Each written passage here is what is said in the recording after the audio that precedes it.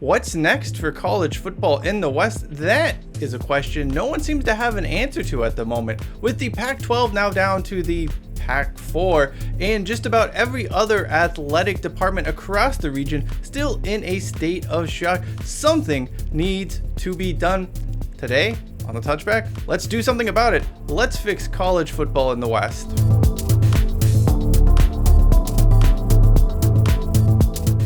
With the recent round of college football realignment screwing everyone over here in the Pacific and Mountain time zones, no one quite knows what's next for college football in the West.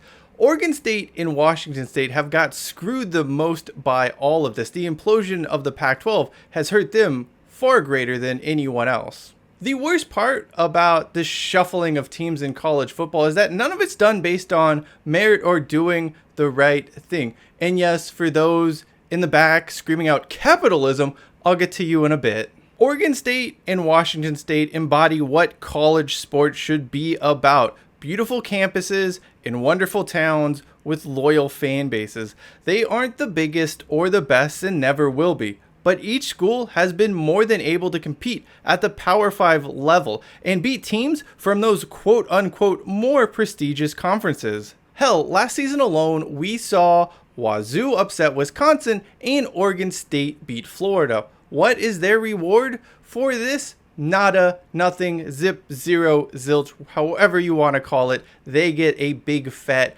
goose egg. In fact, the college football powers that be are pretty content just giving them a giant middle finger. Those college football powers that be are really just a bunch of TV networks and random elderly people who only care about making themselves money while mumbling something or other about tradition.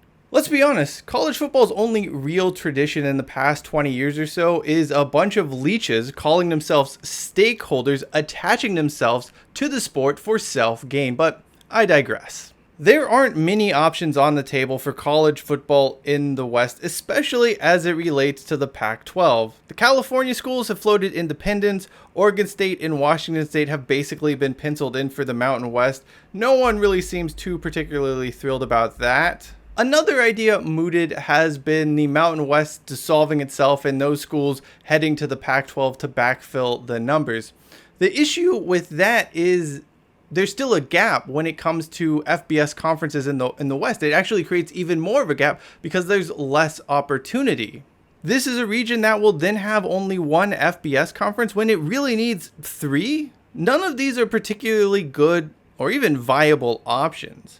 More importantly, it is just the same reactive actions that saw the Pac-12 implode in the first place. No vision, no leadership, just take the easiest path possible towards short-term survival. That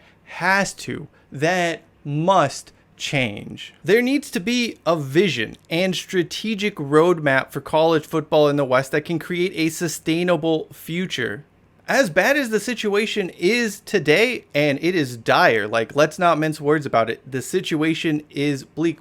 There's still an opportunity for something new and something better to emerge. That starts with George Kliavkoff being shown the exit door to whatever happens. Don't let that door hit you on the way out, buddy. Next, the remaining Pac-12 schools combine with the Mountain West and the WAC to form a single entity. Essentially, three conferences under one umbrella. Conferences and schools in the West cannot afford to compete with each other in the business arena. There is a desperate need for some unity, and there is a desperate need to not leave other schools behind when building this up, because that is what got us to this moment in time in the first place. The logistics, of course, would all need to be worked out. Still, the one organizing body, three unique conferences approach can allow for better alignment of the schools and the direction those conferences go in, while skirting some of the NCAA and college football playoffs monopoly violating restrictions on conferences in general. This is where things get difficult. From here, you've got to start convincing FCS schools to make the move to FBS. In California, you desperately need UC Davis and Sac State to come up. In the Northwest, Idaho, Eastern Washington, and the Montana schools need to come on up. In Utah,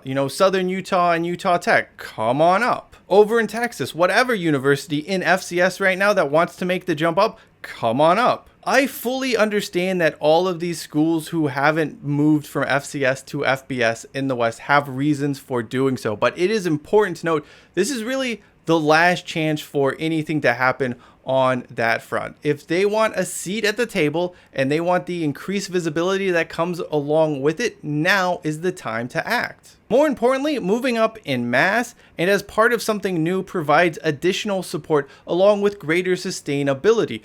This process, the transition process, doing it as a one-off on your own, it comes with a lot of headaches. But if you know that when you're moving up, which conference you're going to go to, how are things going to work out, what the money situation is going to be like, it provides a great deal of peace of mind and can make the transition easier. To that effect, this all needs to be done in conjunction with a TV or streaming partner. They need to play an integral part in this process. The upside for them, of course, is that they will have access to a vast inventory of college sports in what happens to be the last FBS conference in the market. Make no mistake, this is going to take time to get up and off the ground. This isn't something that snap your fingers and you're broadcasting something tomorrow, but the potential here and the opportunities here are massive for networks who continue to be in desperate need of sporting content.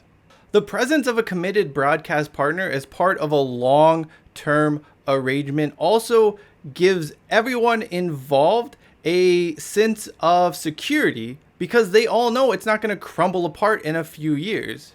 In fact, instead of being a rights holder, you could even offer them an ownership stake in this new venture. Because again, the entire premise of this, the entire goal of this is to create something sustainable where everyone is invested in long-term success, not their own individual gains. Better yet, seek out an investment or VC firm to support the formation of a reimagined Western FBS structure. These are seemingly desperate to acquire any sort of stake in a sporting venture at the moment. More importantly, though, they will offer some much needed business nuance to whoever is running the show here, because for too long, the commissioners of the Pac-12 and Mountain West and Big Sky haven't really shown a lot of business savvy, shall we say. What this allows for is a true rarity in the world of sports, a fresh start, a chance to shed the yoke of past mistakes to create something bigger and better than before. It will enable schools in the West to reimagine what it wants college sports to be within the context of the current era. Of course, a lack of foresight and proactivity is what got college football in the West to this state in the first place. To think the Western University presidents and athletic directors are going to be willing to embark on a 10-year strategic roadmap that requires effort and work is wishful thinking. It is the most wishful of wishful thinking. However, a long-term approach with partnerships between schools, TV networks, financial firms, and student athletes would create a solid foundation and one not currently found elsewhere. Other conferences are built on feudal relationships, almost this liege lord type structure that governs the way schools and student athletes and TV networks interact. That system, it's bound to fail because historically it always does fail. The most annoying thing about what happens next for Washington State and Oregon State and Stanford and Cal and the Mountain West Conference and everyone else involved with college football in the West is that none of this has been based on a meritocracy. People will often say it's capitalism at play, but that's just simply not the case. The Beavers and Cougars have been able to do more with less resources over the years than many other schools. Washington, USC, and UCLA have pissed away huge amounts of money on athletics with very little to show. None of them have been clearly superior to their counterparts in Pullman and Corvallis, that's for sure. You also can't help but wonder what those athletic departments at WSU and OSU would be able to do with more expansive budgets, more expansive resources. Certainly, the return on investment you would get there would be a lot higher than at some of these so-called more prestigious and better schools that are heading elsewhere in the conference football landscape. None of that matters because capitalism in sports, and in particular college sports, is a fool's errand. Results don't matter. It's all about who you know and how they view your brand. The entire situation reeks of cronyism. Then again, I suppose that's what capitalism is at its core. People always claim merit drives the market determines what survives, but that's not ever the case really, and that's again not the case here, because if it was about merit, Wazoo and Oregon State would be getting Power 5 conference bids and not scrapping for survival. They don't get a seat at the table, but Rutgers and Nebraska and Arizona State and others do. Yeah, that makes a lot of sense. At the end of the day, what's next for college football in the West cannot be more of the same. That has not worked. We've reached Hail Mary time here, folks. Go big, bring everyone in college football in the West together, and let's see if this thing can be salvaged once and for all. At the very least, trying something better, trying something new that can improve upon things is always better than repeating previous mistakes. Ultimately, I know all of this is a pipe dream, but it would at least be nice to see attempts made to try to save college football in the West, or at least make it something better than it is, because right now it isn't a whole hell of a lot. That does it for me. I'm Cheyenne Hollis. This is the Touchback. Don't forget to subscribe, and as always, hashtag take it out to the 25.